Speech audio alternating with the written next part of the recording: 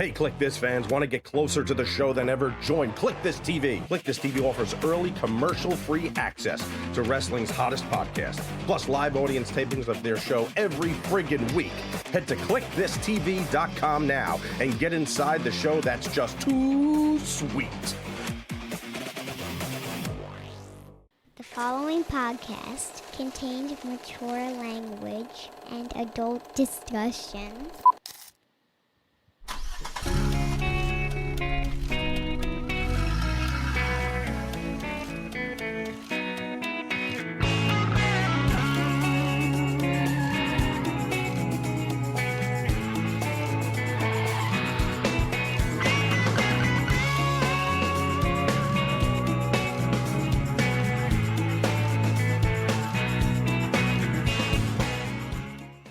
Yeah, oh, here I am, framed like the Honeymooners, starring Jackie Gleason.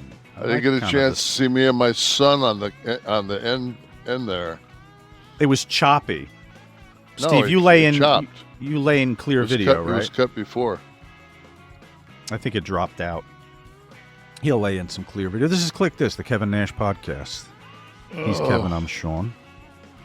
We do kind of an extensive pre-show warm-up for our people. We were just joking about, like, we just talked for like an hour about everything. So thank you so much for joining us. And we'll, yes. But you know what? I don't sweat anymore, like, not coming in heavy, because like when our flight was delayed that time, and you were like, we both had delayed flights out of Tennessee, and you were like, yeah, I'm around the corner at this place. They have live music. Come over. I don't recall there being a lot of oxygen in between that conversation. We just, like, done a show over the weekends. It tends to work itself out. I guess we're guys that just talk too much, maybe. I think we're the opposite. I don't talk hardly at all during, like, each of my days. So I don't during the day, but when you know why? So you're absolutely right. You save up the quality conversation. I talk to my wife. I mean, I usually make a phone call every night to somebody to try to reach out.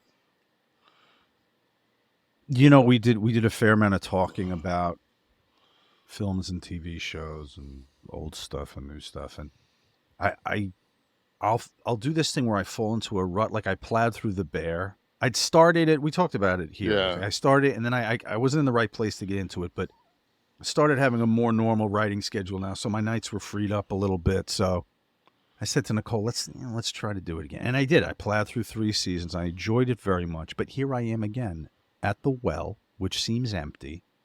10 million things across 10 platforms, and I don't know what to put on. I watch the menu every night. I scroll through the menu. How do you select? Do you go by recommendation? Do you just try shit wildly and just put it on? I try shit wildly. I see what, I think that, to me, that's what gives Netflix the advantage over everyone else, is I don't have to ask for the trailer. Like, when I go to it, it waits, and maybe 30 seconds, it'll give me a 30-second, 45-second trailer, whatever. And so I end up doing that. And usually I'll find 5 to 10 things, and then I'll go back and revisit them. And then sometimes I'll go to IMDb to see, like, a lot of times there's something you're like, who's in this? Like that Knox thing that I was telling you about with Keaton. Yeah. And, I look at the who's in it, and I see Pacino, and I'm like, well, fuck. I'm definitely going to watch this. Yeah, see, that was one you mentioned that I should go back and look at. Yeah. There's like a Scott Peterson document about the Lacey Peterson murder. I started watching that a little bit. That's my thing, is it's just like, it's hard for me to watch a documentary that I lived. Like, I watched it. Like, I watched a lot of news, so it's just like. Did you know enough of that then? Yeah. All right. Too much to get. I knew where it was going. The one that happened here in Florida with that girl. What was that girl's name? Eileen Warnos from 30 years ago. No? No, the girl that her dad came down here to commit suicide in Daytona Beach. Was it Lacey? Oh, God. Oh. Her daughter.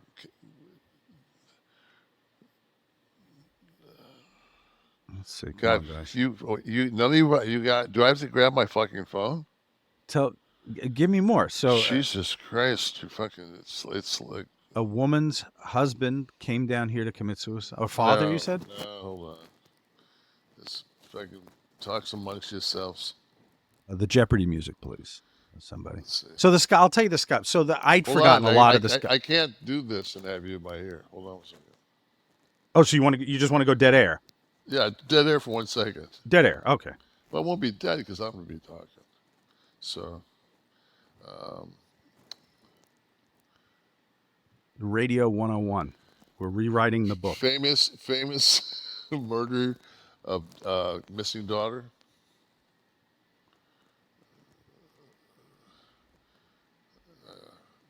Kaylee Anthony. Oh, is it Kaylee? Kaylee was the child. Her name was like Casey Anthony, right? Casey Anthony. Okay. Yeah, she was CASEY, Casey Anthony. Yes. The only other thing that vagueness gave out was that. Bring your mic back up. I think you made an adjustment to go on the phone. The only thing that three uttered sentences gave out was that Joan Benet Ramsey. I do remember that. That's extremely that was troubling. And even that was in Colorado, right? Yes, I think so. Yeah, there was snow involved. Footprints. And that was one of those ones, man. There was like 25. I actually watched one of those, but there was still so many, twists and turns in it. You never knew what. So I don't know. So I need something to watch. Maybe throughout the show, when things come to mind. I definitely would do that. Knox. That's a movie though, so that would be one episode, right? Let's see what Homicide. They do Homicide Los Angeles. They did Homicide New York, where they followed like 5 cases. I watched that, and then they just released the Los Angeles one. I plowed through that. I like a lot of documentary stuff. I tend to prefer the real life stuff. I'll watch a good film, but there's so few and far between by my impossible standard. It's very hard for me to find a series. But so I'll work on that. I am in a state that had 2 cities that was able to boast 2 of the 30 cities that could boast the largest growth in median income in 5 years. And this is just the top 30. Yeah. I mean, this isn't saying that these are the only. So out of 200 cities, these are the top 30 for increase in middle class living. And not only that, the top 30 are all in like 50%, 48%, 47% growth. So I think 30, like high 30s is like the lowest. Yeah. So the list, it's on a banking let's just go by 5-year medium income growth. Right? Yeah. So Boise, Idaho. Boise was 40.1. Denver was 42.9. Fort Lauderdale, 44%. Grand Rapids, up 38.9. Palmdale, 38.3. Let's go like up to go to Atlanta was one of those ones that was crazy. You can just kind of read these if you're watching it. Atlanta, 50% growth in 5 years. 50, yeah, so up to 77,655 median household income in 2022. So the middle class range in Atlanta is $51,770 to $155,310. That's to me that's ridiculous to make that the middle class. Jersey City, You by can't me you, here. you can't you can't survive on $51,000. Who wants to talk about the cost of living by me here? Jersey City saw, that was Newark. Don't worry about them. There, 45%. Median income, 91,151. They consider the middle class. I could hit Jersey City with a rock from my roof. 60,000 to 182,000. Middle class. And what is an 1,200 square foot, 3-bedroom, 1.5 bath go for in that? What do you think the median price of that house is at? Probably between 4 and 5. That's not like a brownstone size. Just you're talking about Brownstones are about $1 million in Jersey City now, a little over $1 million, 1.1. But if you're just talking about a regular house, three bedroom, 1.5, 5. So so this was a surprising list, Kevin, that you sent me. I didn't realize how much, and you know the breadth of that of the scope. Of that because map on that list from Boise, Idaho to Stockton, California was one of them. You know, Salinas, California was on there. Right. You know, so it was. Surprise, Arizona. It should be no surprise. But Oakland is for me. That Oakland, California, that the median price went up $94,000 a year median household income. And it went up basically 50%, 49.2. Yeah. So. And that's the entire city. So the good areas and the hurting areas give you that number. So that's an interesting list. That's on the It's also a good way to see, you know, what housing markets are the highest, because of course they're going to go off that median number, that high median number. Yeah. So, how are you feeling? I'm beat up. I mean, I've had some herniated some discs in my low back, L3, L4, L2, L3, L3, L4, L4, L5. I've got some garbage going on in them. I said this to you the other day when we were talking. Wrestling was the worst thing that happened to you. If you had stayed, if you hadn't blown your knee out and you'd stayed and you played 8 years in the NBA, starter, not, you're not riding the pine. But I wasn't talented enough to be a starter, so. You didn't get there. You banged your leg out in overseas. I wasn't gonna make any money. Make a little over in Europe, but I wasn't gonna make any. That game's fast, man. The NBA is so fast. How'd you play basketball for 10 years? Wouldn't have been dealing with this. These are these fucking rings. 300 nights a year. That's what big. I mean, I was crippled when I got into wrestling. Basketball already tore my body up. Yeah, but do you really think you don't attribute all of this? I mean, you're talking about a lot of it herniated discs now, but this is one incident out of 1,000. I've also fucking lifted weights for fucking 54 years. And that'll do damage, you mean? Yeah, I mean, anytime, especially when you're young and you train like a beast, you fucking got 1,000 pounds on the leg press and you're doing sets of 20. It's like, that's a lot of pressure on your low back. I remember those days. Deadlift, I used to deadlift. I was tall, but I would never go much above 405. But I used to do hanging cleans and deadlifts. I squatted on my back until I tore my ACL. I squatted through college. So did they emphasize weight training for basketball too, or was that were you encouraged to mostly do like cardio isometric type stuff to stay limber? It's not good to be too big, right? Well, for basketball, I mean. I don't think if you train properly, you wouldn't. You would just get stronger. Kobe was strong. Jordan was strong. Those guys, LeBron's beefy. Yeah, but they're ball players. They're just the fluidity of what you do is going to keep you.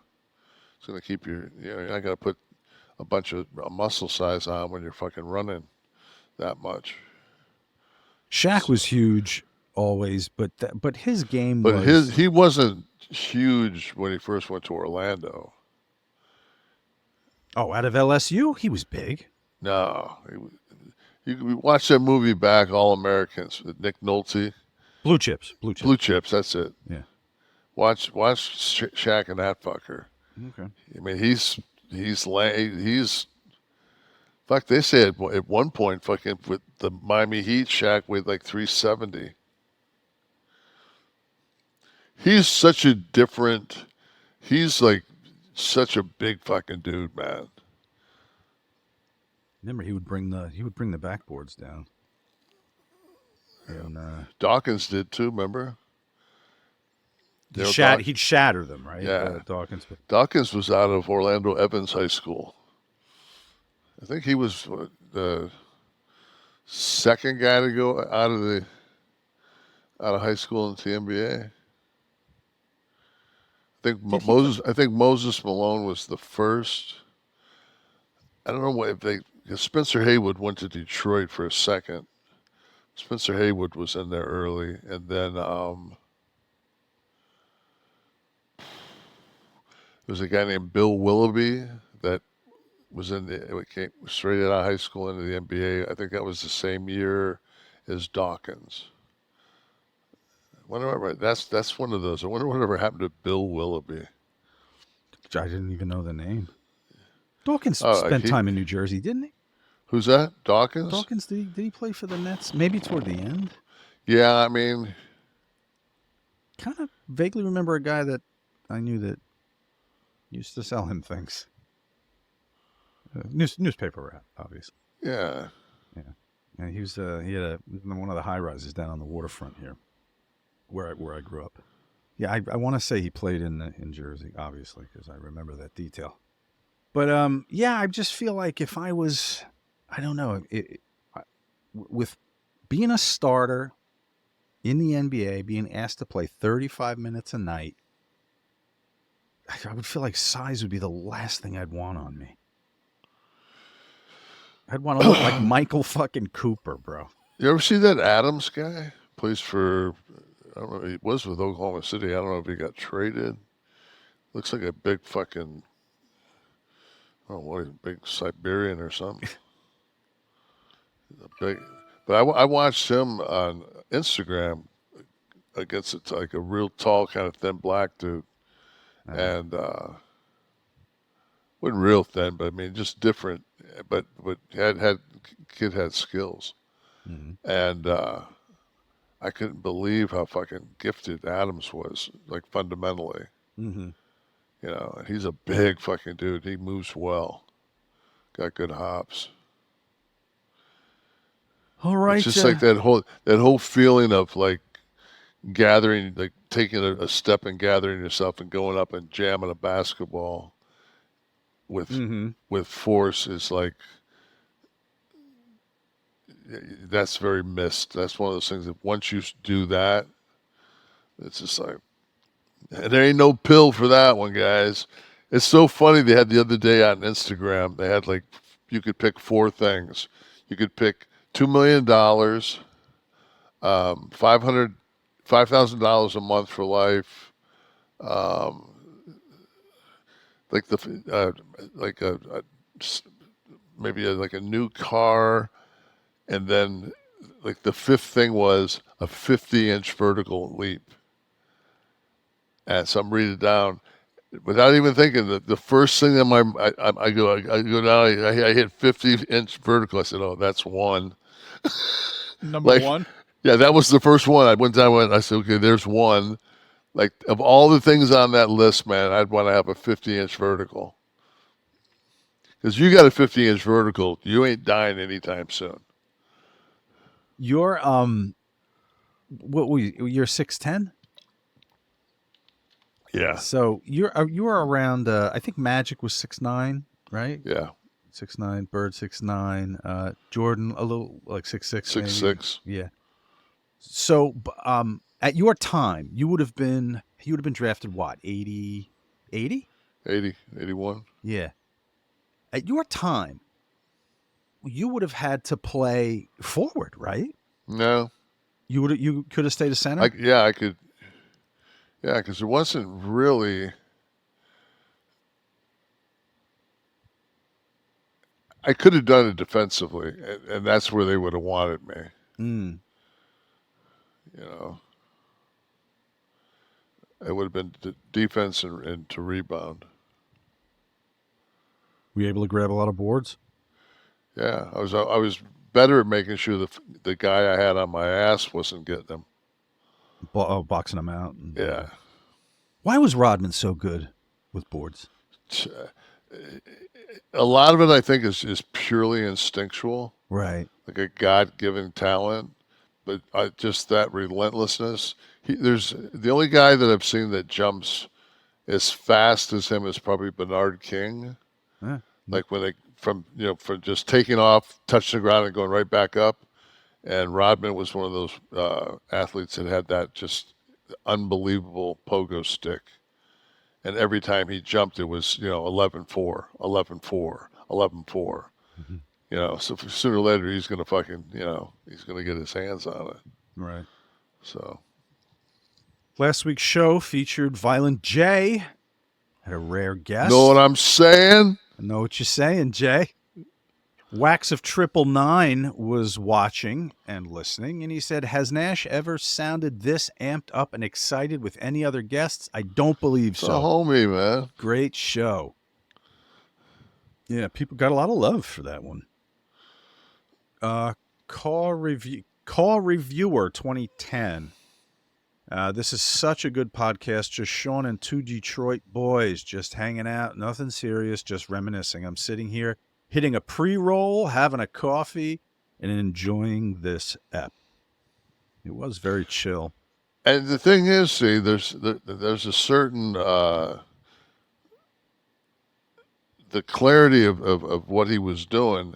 He wasn't just sitting there smoking a joint. He was smoking a pre-roll. A pre-roll, yeah. He's a gentleman.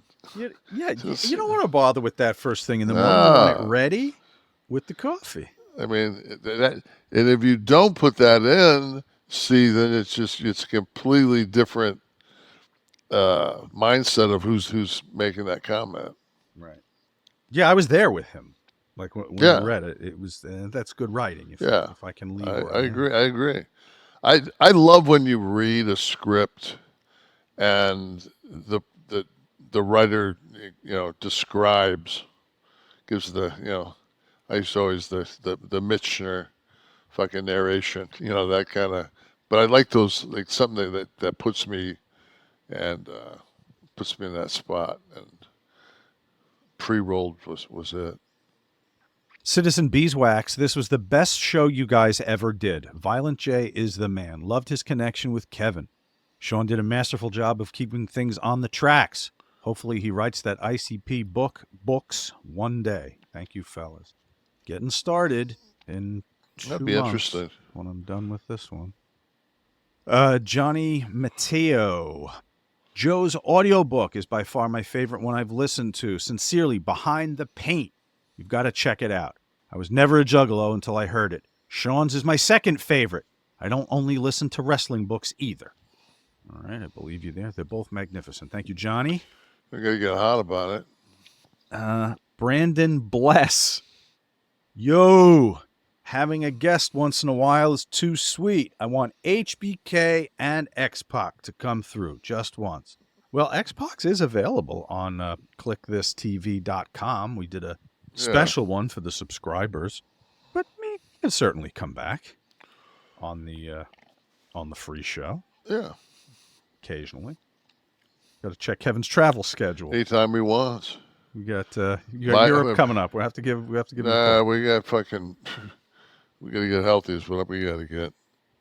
Mick Bain, my best mate, died earlier this year. ICP and Big Kev were his favorite things ever. cried a little bit when y'all were talking about brothers. Thanks for the vid, guys. R.I.P. Leon.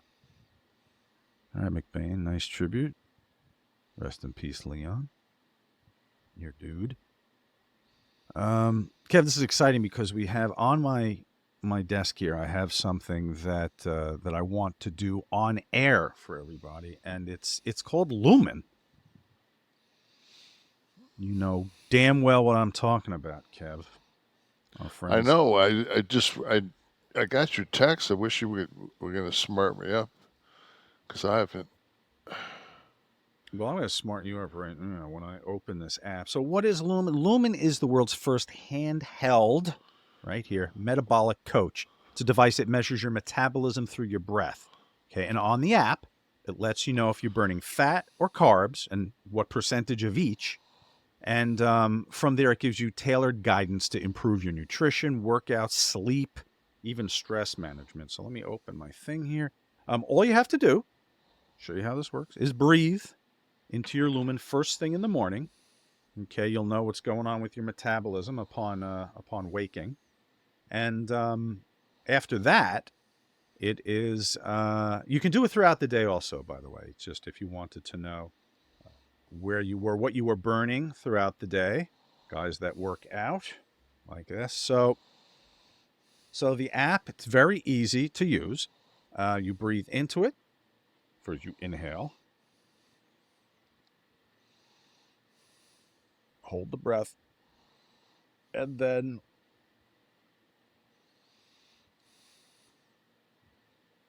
tells you when to stop right on the app. And now I will know that I'm a number 2. I'm burning mostly fat right now, Kevin. And from there, it can give me my nutritional plan. See, it's giving me a low carb day. So it says it's a low carb day. So it can give me, click right here to show my food plan. And so right here, okay, it translates to the screen. It shows me the kinds of things I could have. It suggests meals. It's telling me for if this was morning, for breakfast, 50 grams of carbs, lunch 55, snacks I'm allowed 15 grams, dinner 15 grams. And then if I don't know what the hell to have, it makes my suggestions here, like a veggie burrito bowl they're feeling might be a good dinner for me. Your metabolism is your body's engine. It's how your body turns the food you eat into fuel that keeps you going. There's some much clearer graphics showing the interface. Gives you recommendations to improve your metabolic health with each breath. Okay, their recommendations are designed to improve your pre and post workout fueling for better performance and recovery, so you can power through your toughest workouts and add on muscle mass. Now, it's catered to you. You have to answer some questions. So, Kev, I had to put like what my goals were, what my amount of exercise is throughout the day. I also put in that I was using a weight loss injection because it factors that in too. I actually wanted them to tell me at my training session how that worked, and it is factored into their suggestions. Guys, Lumen is the diet tool, the metabolism tool of the future, and we're going to give you 15% off if you want to check it out. So if you want to take the next step in improving your health, go to lumen.me, lumen.me/Kliq, Kliq, to get 15% off Lumen. That is LUMEN.me/Kliq, Kliq, for 15% off your purchase. Thank you, Lumen, for sponsoring us in this episode. That will be interesting. Yeah. You love it. You know all that shit. You didn't have to take a class. I had to take a class to learn what the hell they were talking about with metabolism and carbs. I still don't know. I'm curious because sometimes I mess with fasting. Like I'll get up some days and I just won't have any appetite. So I'll take my supplements with some water. I might eat a banana, but I just kind of wait like maybe an hour because sometimes I don't feel like carbs. They mentioned that in like a lot of people do that timed fasting. That I'm blowing the term for it, but it is a intermittent fasting, I think. Yeah. And so they were talking about one person who every hour blew into the device during their fast to see at what point it switched from burning the fat to burning the carbs. So they knew how much fasting was working in their favor and wasn't. So they were able to get like that hourly number. And it's a miraculous device. It's so convenient too. It fits the palm of your hand. And take it to work with you. Comes with a charger. Take it everywhere. It's phenomenal. Curious to see how that works for you, Kev. Gotta let me know. Well, I want you doing it too. Oh, I am. I'm just checking the numbers every day. Looking at the numbers. Watching the little meter. It's fun. I'll pick up a weight someday, I promise. Bad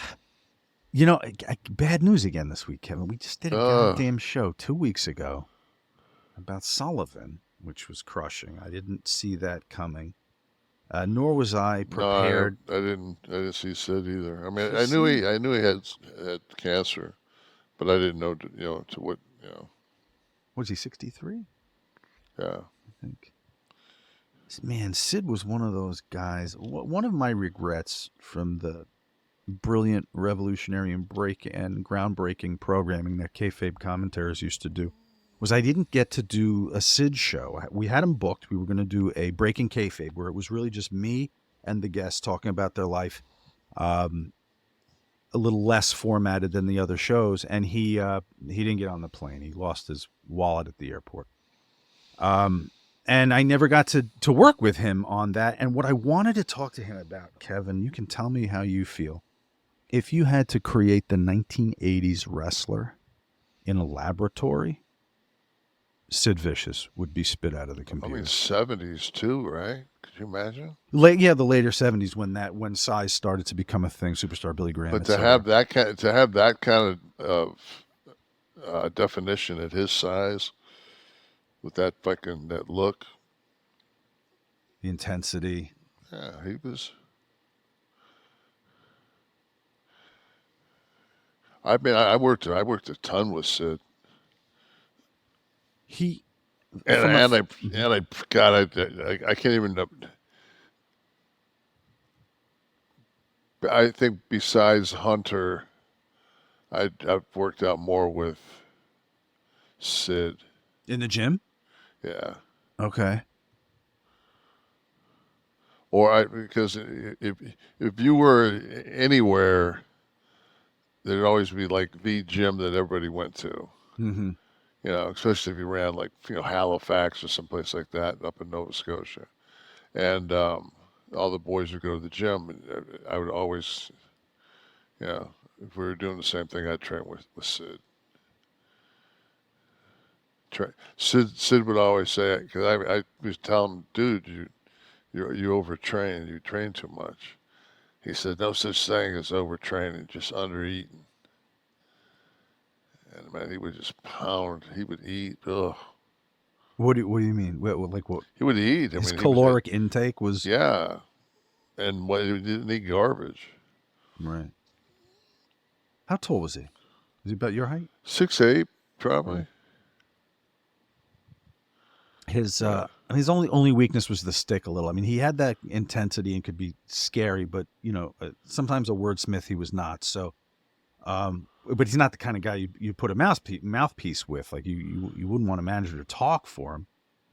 But maybe in today's more scripted era, he would have done better than the free form promo. Yeah, I don't know. I think it is what it is. But his look was amazing. Yeah, you don't get everything in life. No, I'm learning that. You don't get everything. But now, Sid, I want to talk about that era. Now you were with Sid for the first time. When would have been my first road trip ever in wrestling. Oh, he was in the car with Sheik, right? That was the famous story. Sid. It was the giant jabroni Sid. It was my first in Dutch Mantel and my fucking tag team partner. And they ran him out of the business in 5 days. Oh, that is true, actually. Yes. That's a fucking shoot. They fucking ran him out of the business no, they in did. 5 days. God, so you've probably known Sid the longest in, or one of the guys. Oh, yeah. The longest in your tenure. Steiners are the only ones I've known, and Barry Windham, because I knew them when they were just living I met the Steiners at Coffee's Gym, and Robbie and Scotty and I would train sometimes together. Mm-hmm. And then I think I met Robbie first, then Scotty came. I think Scotty was in Memphis, and Scotty came down to stay because he hooked up with Robbie, and they were wrestling for NWA. And then that was some good NWA had, because Sid was NWA. Sid was a skyscraper with Spivey. Yeah. Yeah. He why? What was in his way? And what I wanted to talk to him about was he the biggest impediment in his career? Like, did he get in his way the most? Why wasn't he one of the biggest stars? And he was big. But I'm talking about like long-term title holding, like federation changing. Was he not reliable enough? Was he difficult? Why wasn't Sid one of the biggest names in the business? He was just fucking Sid.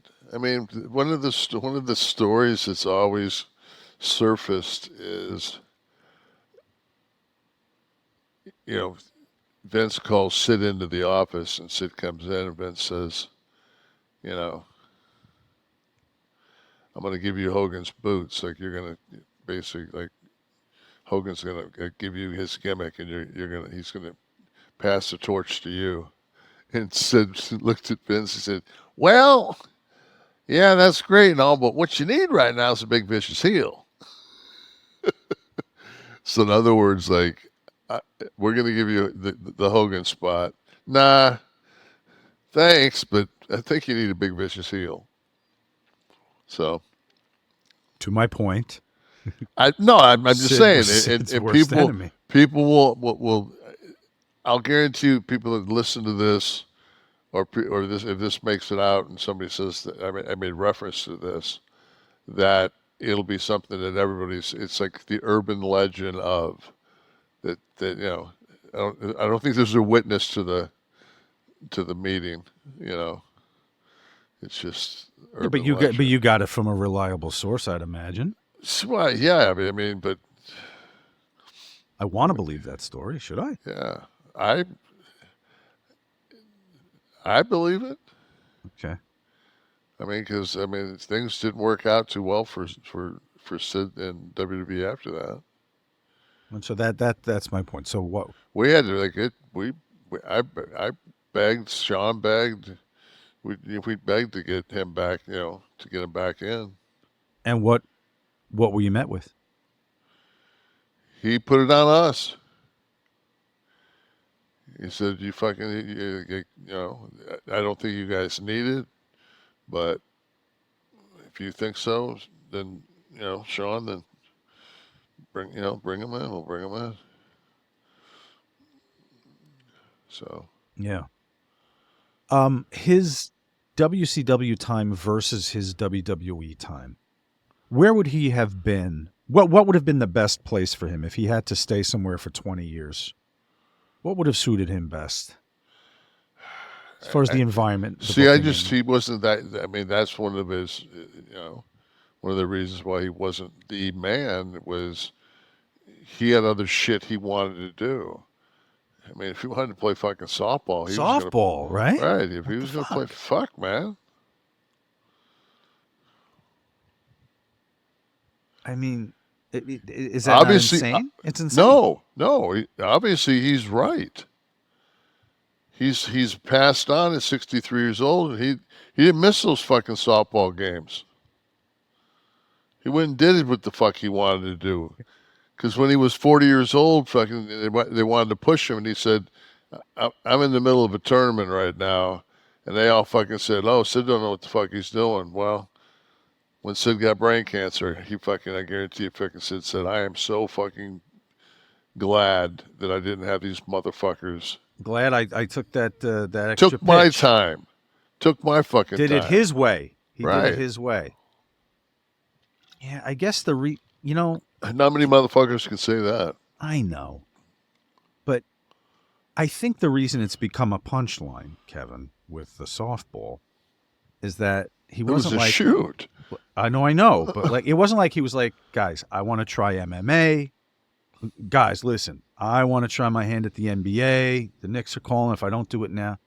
It was softball, which Sid loved to get stoned and play song. I mean, it's like yeah. Well, who people, doesn't? But people don't know how close Scott and Sid were. I don't know this actually. So Scott was going through some hard times, and I tried to get him to come down here a couple of different times, and he would always be like, you know, I don't want to fuck your shit up. You know, I'm with you all the time. Anyway, you know, I'll let you have your time at home. You know, and there was for a period. I don't know. I think it was a month, maybe longer. I don't know, but I think Scott stayed with Sid over in West Memphis, Mm-hmm. where Sid grew up, and Sid had a crib. I think they hung out. Mm-hmm. But I know Scott loved the shit out of him, and vice versa. They were good. They were tight.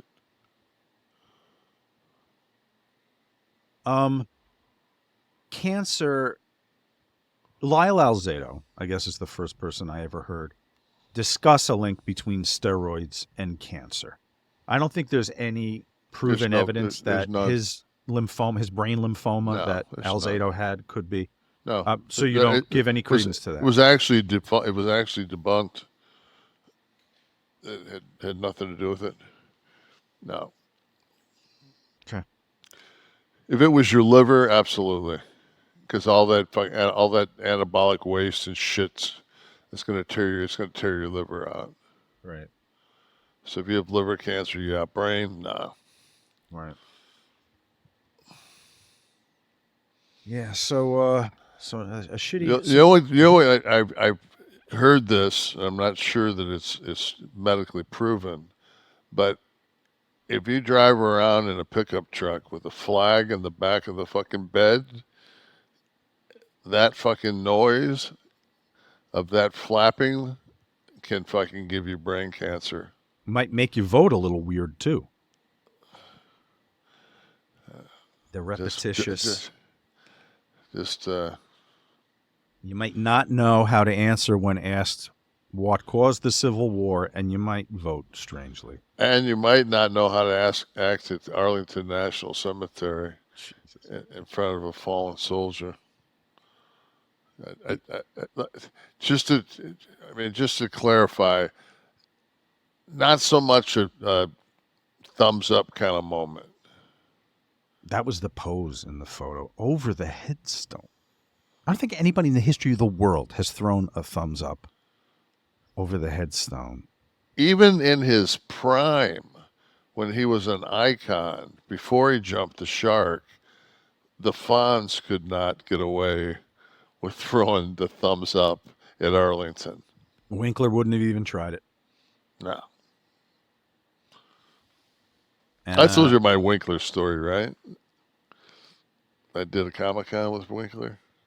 Maybe, but tell me again, because I don't remember. He was really a sweetheart of a guy. We were in Madison, doing the Madison Comic-Con, whatever it was. And does he draw now? Yeah. Got a line? Yeah. I think there's actually a picture on my Instagram of me and him, because I mean there's so few people that I'm a mark for, but like that I definitely got my picture taken with him. Plus he was just like, it was one of those people that you watch do something and then turn around and be in Barry. You know, be an actor in the series Barry on HBO, which I watched. It was just like, so. But no, so we went, like they came and got us, and they brought us over to behind the draping to do our pro photo ops, and the guy was walking with me, And then this girl said, "Excuse me," and cut him off. She goes, "This isn't for the fans." Thinking he was a fan? Didn't know who he was. Oh, God. And fucking, I heard that, and I turned, and as I turned, I could tell that it, like, just, I'm thinking, like, oh, this isn't a rib. Like, she doesn't know who this guy is. And I was like, oh, fuck. He ended up going home. Like, he ended up just, it became, he was just like, excuse me, because the girl kind of was indignant about it. And she didn't bow down, or she didn't say, excuse me. I mean, it was rude. It put him in a bad situation. Plus, the show was the shits anyway. So, I mean, I think he wanted to give the fucking It was a good excuse to bail. the Irish goodbye. He'd obviously made his signings that day. He'd done his signings that day and was Yeah. way out. All right. So that You get your Trump trading cards? that's no, you know what? No, King of Crypto, baby. What can, Each, how many can they make if each card has a piece from his blue suit that he destroyed Biden in debate one? figured that. The buyers haven't figured that to ask that okay. question yet. I sound like the Pete Rose out of the Bart Giamatti balls. Yeah, exactly right. Hey, well, Pete, they're all gone. What do you keep selling them, motherfucker? I got 5,000 in my garage. Yeah, I wanted to get a piece of the parquet when they closed the old garden. They started selling like little 1-inch squares of the Boston Garden parquet floor, and I never did it. And I should have, because unlike the Trump suit, they're finite. But which it goes back into the fact of, do you know who the last two people in a WWF ring to wrestle in the Boston Garden were? Give me the year. 95, I think. Well, if it was 95, it would have been the last match of the night, which would have meant it was the main event. You were the champ in 95. So I would say you and Vader. Sid. No. Yep. Me and Sid were the last match in Boston Garden. And I just brought that up. Yeah, and you just brought it up when we were just talking about Sid. That's crazy. That's the world. That's how shit works. Fuck. Damn, so you closed the fucking garden for wrestling. Yeah. Was it as much of a shithole as everyone said? I've never attended a game there, but I remember the first time I was there, I want to think it was for Survivor Series, and it was like 170 in this dressing room. and Survivor Series would have been November. Yeah. That's horrible. Yeah, how you can have a building that hot and fucking coffee so lukewarm at the same time was like, what the? It was like Mystery Hill. Watch water go up. Yeah, it was like, what the fuck? Yeah, it was a shithole. But man, I used to hate crowds were always hot, no? Yeah, but it was like fucking Madison Square Garden. That fucking place sucked cock. From the amenities standpoint. Oh, from the backstage and shit, compared to anywhere else you went, there's no parking. They revamped it and made it, functional, but still. Yeah, the garden was notorious. The Boston Garden was notorious for no kind of air control whatsoever. They're both unbelievable venues to have gone and seen a sporting event in. From a historic standpoint, Yeah. sure. But they said there were seats in the Boston Garden where you had like a pole in front of you, like up in the rafters, like Yeah, when I came home when they were tearing down Tiger Stadium in Detroit, and I came home, I wanted my son to go to be at the Tiger game. And I was just like, I can't believe, and we lived in Phoenix, I want to think that maybe the Diamondbacks have been in existence like 2 years. Mm. So we're going to a baseball game that they're closing the top because it's too hot and running the air conditioning. And where we sit behind home plate is you've got like cocktail waitresses, and they can bring you food. I mean, it was like. And then I go back and there's fucking, you get a hot dog, you're watching the fucking game, you're behind home plate, you've got to watch it on a monitor because anything that's a fucking too much of a fucking pop up, you lose it. You got to watch your monitor. They can hand a hot dog down 60 people to you. I was just like, Yeah. Tear this motherfucker down. Yeah, the new stadiums are a far cry from what was. Have you seen the Clippers' new stadium? No. The basketball stadium? Looks like. All right, this is going to be one of the more obscure references, and six people will get it. But if you watch the movie that I make reference to, then more people will get it. Better than that basketball player you mentioned before with Darryl Dawkins. Who was that? Bill Willoughby. Bill Willoughby. Okay, this is the Bill Willoughby of stadiums. Go ahead.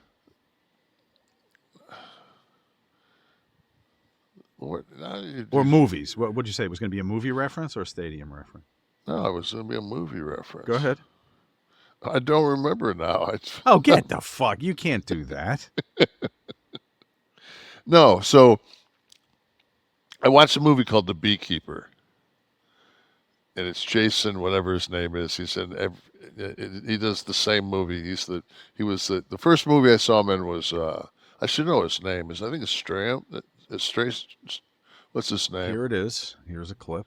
Oh wait, no. This is the Intuitdome. I'm sorry. Wow. Yeah. Okay. So this thing, the movie I'm talking about, The Beekeeper, has these internet fucking where they're basically data mining from people to steal their money. So that's the premise of this fucking. That's where this thing starts off. Is this?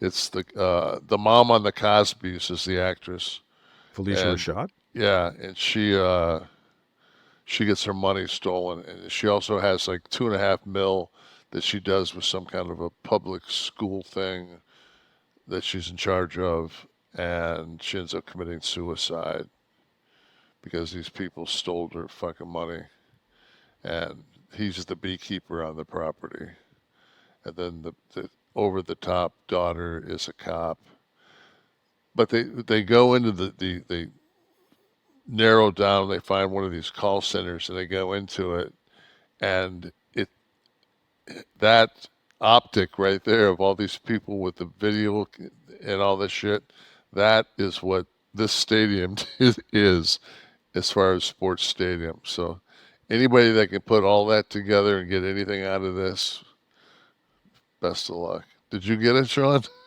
No, it's going to be part of a college course that I'm going to sign up for this year. I went to LUMEN school this week. I'm still dizzy. But now so the Clippers, was it the LA Sports Arena? Where did they play? They did. Well, they were splitting the Staples. Okay. The Staples Center was both. Yeah, before that it was when it was the Forum for it used to be the LA's that shithole. LA Sports Arena, I think it was called, right? Yeah. But that's something, that thing. So they can. But they were down in San Diego for a little bit too. The Clippers moved down to San Diego.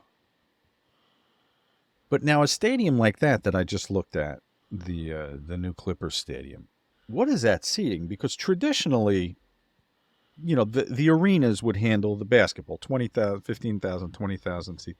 The Palace, I think they had to. Was that the one they had to drape?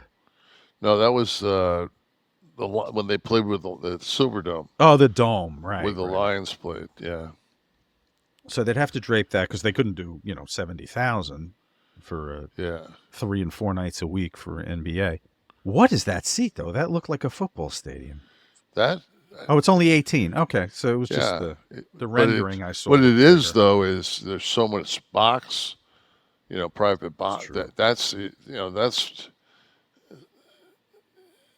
there's all your money right there. Yeah, it is. Fans come last.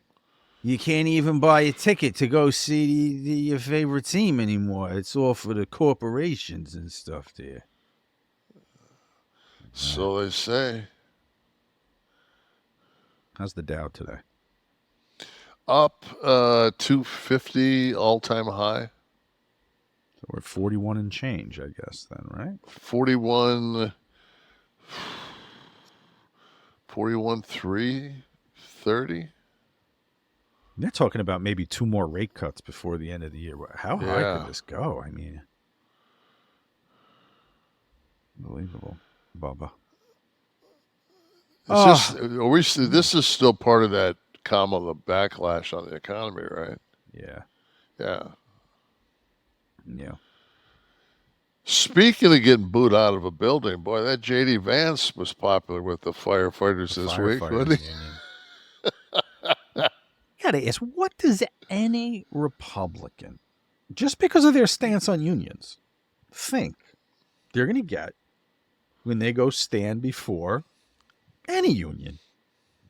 I mean, is this not still? I read a quote common someplace. sense? I read a quote someplace that there's a lot of places that'll tolerate bullshit, but a building full of people that run into a building that's on fire when everybody else is running out of it, not exactly the fucking your normal crowd.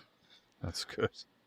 Like these guys and girls are putting their lives on the line, running into a fucking building that's on fire. Somebody fucking puts a sparkler by you and you're fucking running. Yeah. Yeah, good point. I saw today there was some news that a date has been announced for the Mr. McMahon documentary on Netflix. How much? Where's this going? Like, how deep into the story do we know? Well, here's what I know from someone I know over at the Tower. All the advertising says it's going to be a profile of Vince McMahon and his rise to power, all that. Now, they began production on this. It airs, by the way, September 25th. I think it's a 6-part series. They started production a couple of years ago, and they got carte blanche from the company. They were allowed full access to the family, to come shoot, office footage, road footage, talking to anyone in the company. They were kind of given... It was a vanity project. It was just going to be all about him, So what happens while they're in production, toward the end of production, but all this McMahon stuff happens. So they've already been given kind of the keys to the kingdom to document everything going on. So, well, this was interviews with him prior to the resignation I'm being shown here. But from somebody on the inside, I was told the company got very dismayed that they had given that access because they were there for, I don't know how much stays in the final cut. They don't have control of the final cut. WWE, I mean, it was given to Netflix to be a Netflix project. So I don't know that they could stifle anything or keep anything out. Maybe through some legal wranglings they could do that. But maybe with the fact that he's involved in the ongoing hearing, and it could be that they can, it's possible. It would bias. It is possible now that there's like actual legal. I would absolutely. I mean, if I was a defense attorney, I would say you can't fucking put something in a documentary that you're documenting that's truth, and then all of a sudden put stipulation or speculation or anything else in it. But you could run a camera and film what's going on in the company. You could ask about morale, or maybe not just ask, maybe just sit there. Cinema verite, run the camera, fly on the wall. What the hell is happening day to day right now? That's a Soderbergh. Soderbergh would just set a camera up and run it for 20 minutes. A bunch of guys just sitting around. See what happens. Yeah, like we'd be sitting in the club in between numbers, like changing our shit. Like, if it was, an actual job, not a movie. And he would just like set it up like, okay, we're this set. No, we just got done with this. We're going into this next. Raining Men, you guys are getting your gear, and then just run the camera. And let you go unscripted and just Unscripted, grab just fucking anything. and whatever Okay. happens, happens. That's great. It's a very Cassavetes type thing. That's great. Yeah. He's you get when he trusts the it just takes him a minute to trust the process, but You got to be as an actor. I mean, it may not sound like a big deal to everybody. Oh, just just keep doing what you're doing, be yourself. But when you lose the when the safety harness isn't on you anymore, and it's like go, that's an interesting feeling. yeah. Some people love the improv. I mean, That's anything that I've excelled in on any kind of a show or anything else. I've just basically been on my page. yeah, all the looping work I did when we'd have to get up and add additional voices to a scene, and they say, "All right, Kevin and Sean, get up and talk about something not too loud. You're gonna be those two guys in the background having a conversation at the bar. You got the guy in the green shirt, you got the guy in the brown shirt. Go ahead." And I always said it was the world's greatest improv class because you get 3 beeps, the mic is live, and then you and your partner are coming up with a minute and a half of dialogue, matching kind of the physicality and tone of 2 people on the screen in the background. It's going to be buried. You can barely be able to hear it. But I mean, it was the world's best improv class because it counted. But when you go on Instagram and you see somebody that's got like Cornell singing a song and all it is the vocal tracks, they've stripped everything else out of it. I mean, they could, those sound people can strip. If somebody was to get on your IMDb and then look at your credits and try to figure out where, I mean, they can find it. Yeah. So will you watch the Mr. McMahon documentary? I'm sure you will, right? 6-parter. I mean, it's on Netflix. I've watched much. I mean, yeah, I'll definitely watch it. I'm sure it's going to be very well done. Chris Smith, Tiger King. I mean, I'll like it. I'll like it because director. it's going to be. Well, I'm sure it'll be like you said. It'll be well done. So. Mm-hmm. And irrespective of what happened in the last couple of years, the business story of Vince, I always found absolutely fascinating. People would always ask me that, if you got to do a shoot interview with Vince McMahon, what would you talk about? I would want to know what it was like taking that company, shattering the territorial structure, and going in and growing it almost overnight to a national phenomenon. Cyndi Lauper. Taking the elements of pop culture, bringing it in, going to cable, and making that explosion. I mean, within 2 years, we had WrestleMania from when he bought it from his father. I know, and you look at now, like the people that are involved are like they're everybody's A-list that's involved with that. It's just it's not Liberace and Billy Martin anymore. No, the stars. No. Who were you? You were Pamela Anderson brought you down to the ring that time. Yeah. Right? It was supposed to be Dabney Coleman. A lot of people don't know that. Oh, that's better putting your arm around Dabney than it was Pamela, right? We just couldn't get the rights to 9 to 5, so just didn't feel right. What about Max Dugan Returns? So I will check that out. September 25th, that is, folks, on Netflix. Not so coincidentally, just a couple of months before Were we going to have a new segment called "Name a Bad Dabney Coleman Movie"? That was tonight's. Okay, so we did that. Okay. Well, it's a different star. Next week, Charles Durning. Okay. Right, so start doing your homework. Can I give a teaser? Go ahead. The calls are coming from inside the house. That's all I can do. So When a stranger calls, what? circa 1981. Do I get anything for that? Folks, Bluechew. So it's my first reference you've got all night. It's What was the one? Darryl What was Dawkins. what was the one? Bill Willoughby. The one was you didn't know the Arlo Guthrie Alice's Restaurant from the vinyl. You didn't know that. Did not, because I thought you were talking about the movie Alice. Right.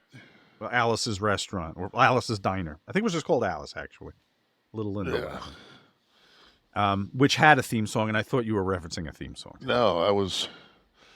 I'll be going right on Apple Music when we're off and listening to Arlo. Steve, how long is Alice's Restaurant, the long version? It's over 20 minutes, right? There's no way, is it really?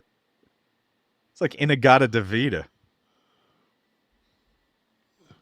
Yeah, this is one of those ones where the DJs used to use it for the long version of Inagata Davida is like when a chick came up to the studio and they needed a little break. There we go.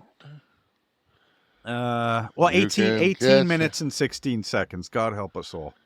What year did that originally come out? 67. Look at that. Was that the album cover? That looks like a giallo horror film from Dario Argento. It looks like a goddamn seance. They're going to sacrifice a pig. You can get anything you want at Alice's Restaurant. And if you want something real special from Alice, Bluechew is going to be the way to do it, okay? Oh. Bluechew is that unique online service that delivers the same active ingredients as Viagra, Cialis, and Levitra, but at a fraction of the cost and in chewable form. Okay, they need no introduction. I don't have to go into a huge preamble. Everyone on this show knows the greatness of Bluechew. You've seen the ads. You've heard us talk about it a million times already. I bet there's a big part of you, no pun intended, that wants to try it. It'll be bigger. And it'll be bigger and ready to rock and roll. And that's the whole magic. That's the whole magic. It just gets you ready to go. It gives you an accessible tool ready to do its job whenever you want it. Take them anytime, day or night. Best part is that the process is so simple. Sign up at Bluechew.com, consult with one of their licensed medical providers, and once you're approved, you're going to receive your prescription within days. And that's it. It's all done online. No visits to the doctor's office, no hanging out in the pharmacy, hoping they don't see what they're handing you. And they want the entire country rock hard. They told me so. That's the mission. They will not stop until every man is bricked up. Who sang that? Brick House. Who was that, Kev? You're big on that. Commodores. Brick House. So go to Bluechew.com, use promo code NASH to receive your first month free. Okay, visit Bluechew.com for more details and important safety information. Just pay $5 shipping on that free order. We thank Bluechew for sponsoring this week's Florida Man or Jersey Guy. Uh-oh. I think I got the last one. No, you got the last one. And Yeah. you got the last two because you got the Violent J one where we did Detroit Guy or Florida Guy, and then you got the one before Okay, that. so I've got two in a row. Okay, here are the two headlines. One an actual headline from some shenanigans from a Jersey guy, and one some headlines from a shenanigans from a Florida man. Bus driver arrested after beating passenger who allegedly spat on him. And drink-wrapped man tries to check in as luggage at airport. Bus driver arrested after beating passenger who allegedly spat on him, and shrink-wrapped man tries to check in as luggage at airport. I'm going to have to go that the chances of being on public transportation is much higher in New England. So I'm going to use that as my reason to go with New the Jersey, guys. you mean? The New Jersey. Jersey. Yeah. I mean, New England. Probably is in New England as well. Yeah. But I mean, so, and then I'll go with the shrink wrap because I can see that happening in Florida. Well, you're correct. I didn't think about that angle, but yeah, there's plenty more transportation up here probably. I just thought, again, it's that funny thing. And I don't target certain things to be indicative of one or the other. I No, just no, find but two I mean, that are I think interesting. there's. And the aggression thing is so common up here, and then just the general stupidity down there. I think there's people though that also that like are just better detectives than other people are. Like they're better at doing shit. You know? Like I'm serious though. I just You get a nose for the perpetrator. if you've been Teron Walker. if you've been around enough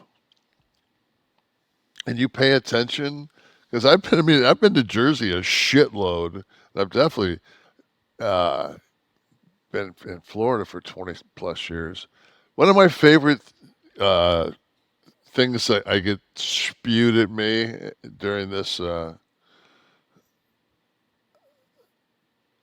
craziness that we call our fucking political system is, why don't you move away from Florida? It's a red state.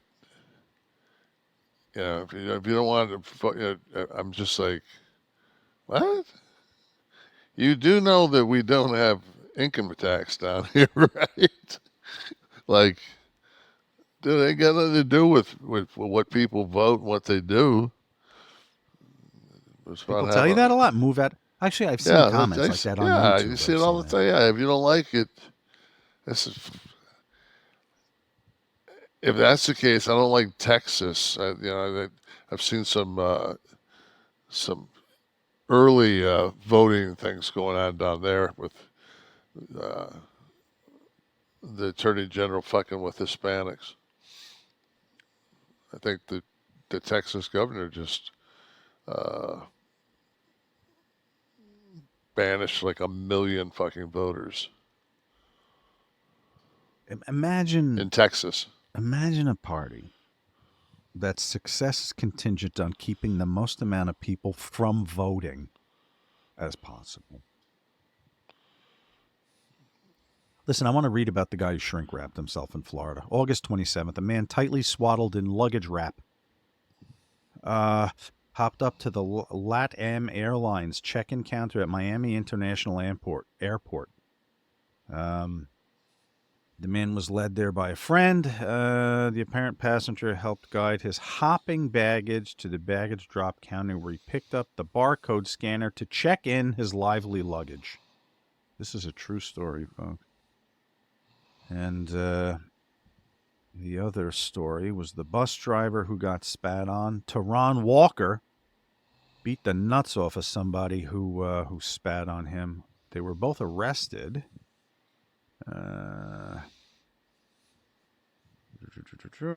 They told New York Post. Teron Walker told passengers in the front of the bus to back up as the man Back the fuck back up. up as he approached him. When the other passengers moved out of harm's way, the confrontation ensued. As one of them yelled out, "What are you going to do?" Walker continued to pummel him. The man fell to the ground while Walker, the bus driver, was heard saying, "You fucked up. What the fuck is wrong with you? You want to spit?" He continued to punch I'm riffing on the accent. He continues to punch the passenger in the head multiple times before. There's a video clip of it if anyone wants to go in there and check that out. Kevin, a successful week for Florida Man and Jersey guy. He certainly stole of that title. I'm on fire. All right, Ask Nash, hashtag Ask Nash, if you want to be seen out there on the socials, like Buckeye Brandon was. He says, first off, awesome show with Violent J.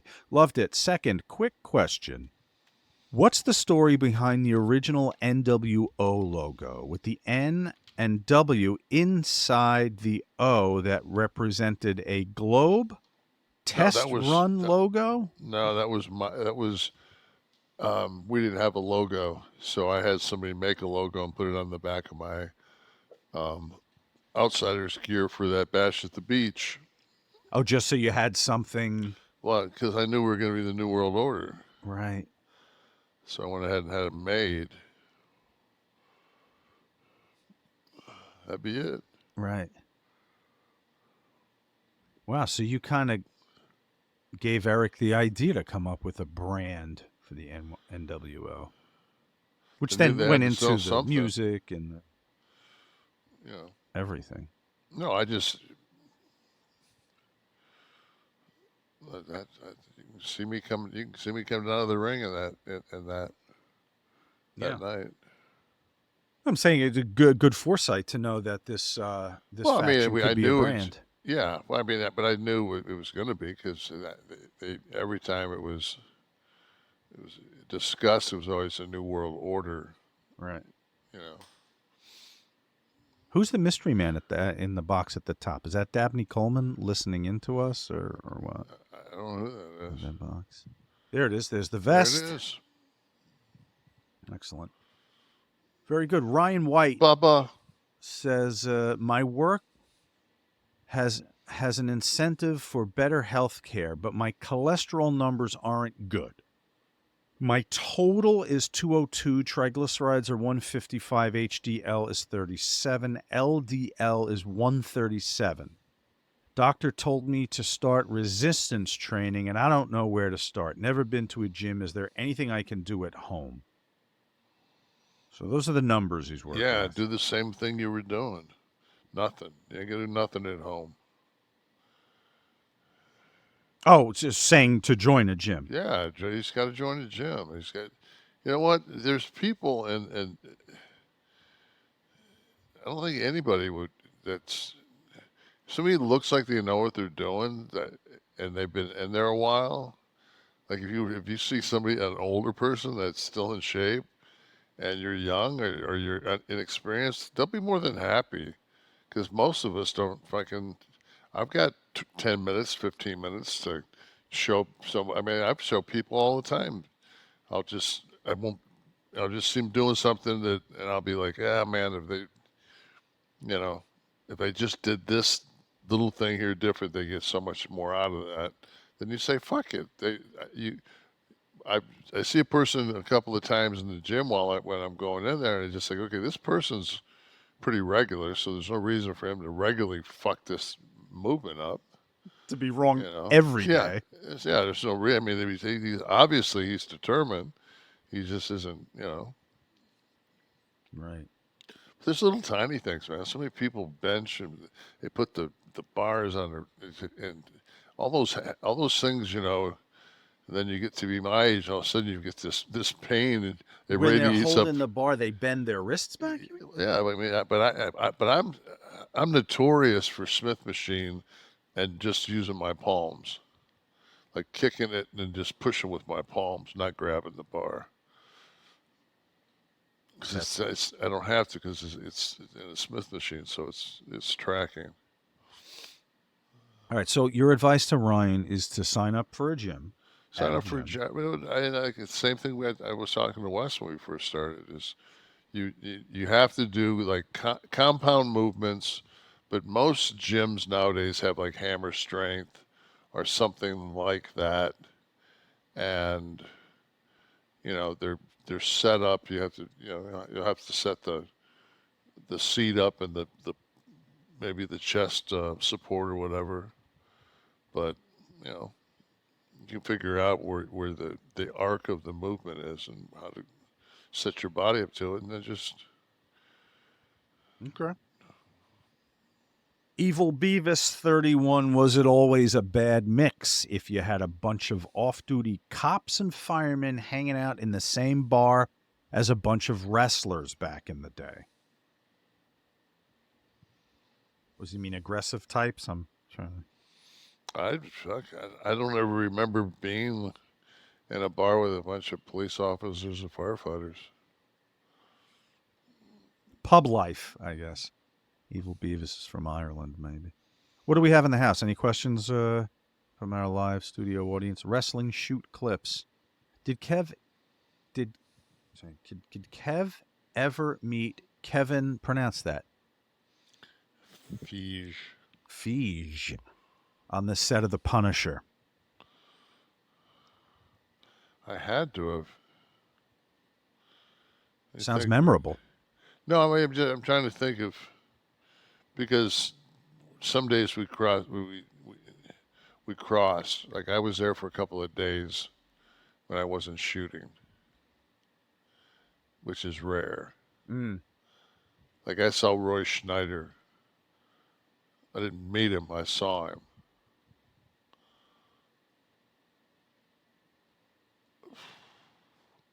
So you must have, is the answer, I guess. I've seen the movie enough times to just think that.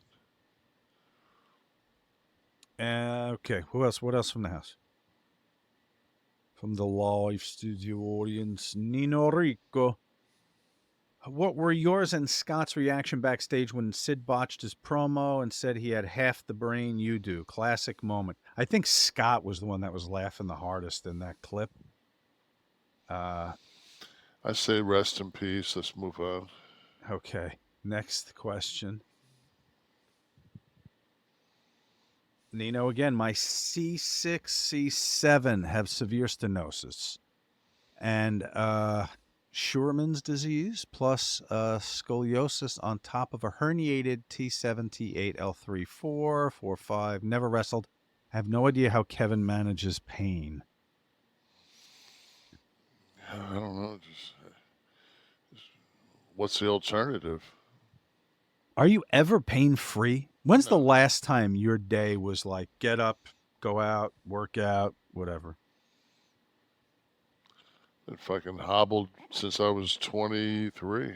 Yeah. God.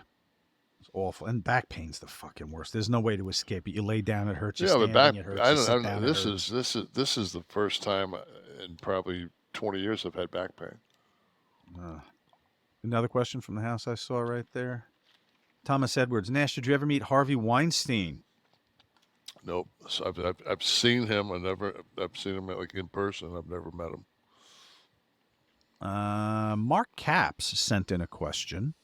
Aside from SummerSlam 1995, did you ever hang with Mabel or have any stories about?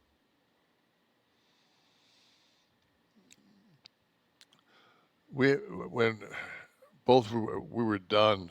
God, I don't know how long ago this was. But Mabel and I were wrestling. If you go to the Yukon territory, and there's a thing called the Yukon Trail that goes across the Yukon. It's a road. It's like, we were in Suburbans, and we crossed that motherfucker going north. That's how far up we were, and we flew in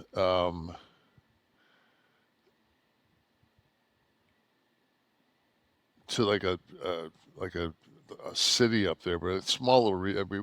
But anyway, it was a 6-seater, and it was me and Mabel was all that was in the back of that plane, and the 2 pilots, and it was just like, I'm thinking, what the fuck am I doing?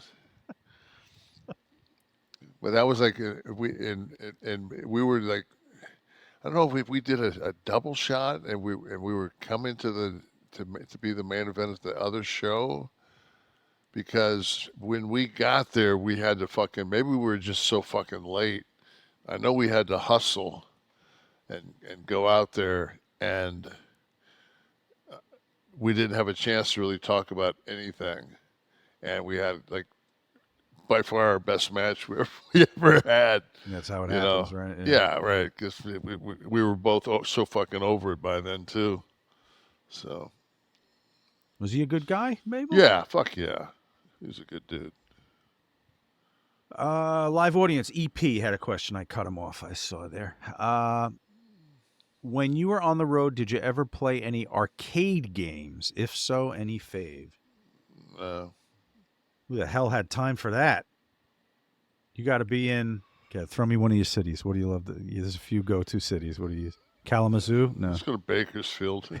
I got to be in Bakersfield. I don't have time to play Pac-Man, motherfucker. Who else? Ace Ramon.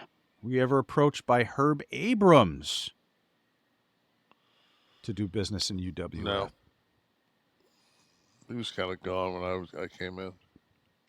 It was one of my favorite stories. I happily fed that to Evan at Dark Side of the Ring. I said, you can't do the same stories we've heard about a million times in the shoots. You got to dig into the Herb Abrams story. Anyone found dead, surrounded by cocaine and hookers, greased naked in a New York City office, you got to do their story. You got to let me know how we got there. You got to work backwards. Anything else from the audience? Before I remind everyone. Oh, best episode of Dark Side. Good. Thank you. Appreciate that. I appear nowhere in the credits other than for the footage they licensed from me. I'd like to remind everyone that Kliq This is a production of Butch and Sundance Media, produced in association with Podcast Heat, created by Tristan Nash, Kevin Nash, and Sean Oliver, producer Steve Kaufman, graphics by Dominic Dabney D'Angelo, title sequence and audio edit by Wesley Burleson, theme song by Dale Oliver, technical research by Tristan Nash, copyright 2024, Butch and Sundance Media. Kev, do you want to do another one, or do you have a softball game? No. I thought we verified this whole softball situation thing. Verified?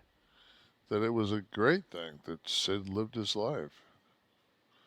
I didn't say it wasn't. I asked if you'd be here next week, but or is there another passion that you'll be undertaking? It's not that. It wasn't how it came across.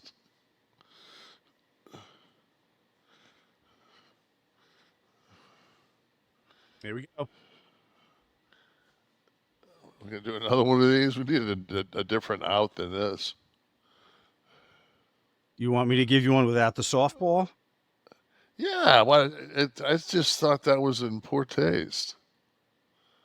All right. If you think it's in poor taste, that one's. I don't have. It's nothing personal about Sid, but it is something that was always talked about, and you gave a defense, so I fed it to you. Are you going to be here, or do you have a softball game? Because you defended it. Yeah, not defended it, spoke on his behalf. But you last worded it. It's like, it's we already got out of that hold, and now we worked. Next thing you know, I got you back in the chin lock. Yeah, in fact, we're going home. I was just like, Jesus Christ. We can redo that outro. Okay. I think this is the best outro. What's happening right here? But we'll do. No, this is fine. We'll do a clean. Okay. Soderbergh would air this. I think it should be aired, but I just think that in fact, we're allowed to have disagreements. By all means, I actually don't trust anyone that I don't disagree with. Right. So you. Do you want to do a show next? You're asking me. I was asking if you want to do a show next week, or you had another totally justifiable, defensible passion that might take its place. Well, since this show still says 4T, I can't think of any better reason than to do this than that.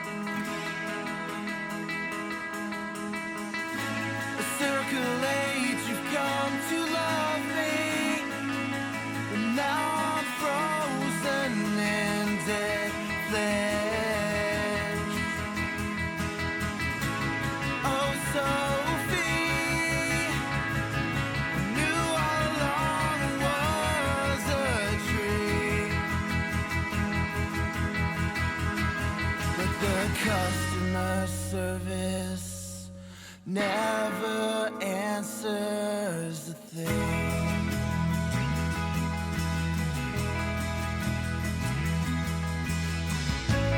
Let us free to breathe in air we're supposed to breathe.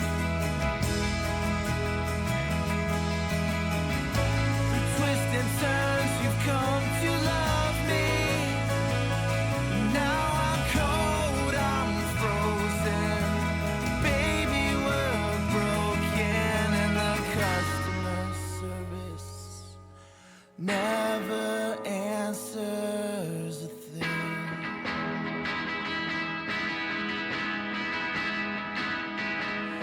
the customer service never answers the phone.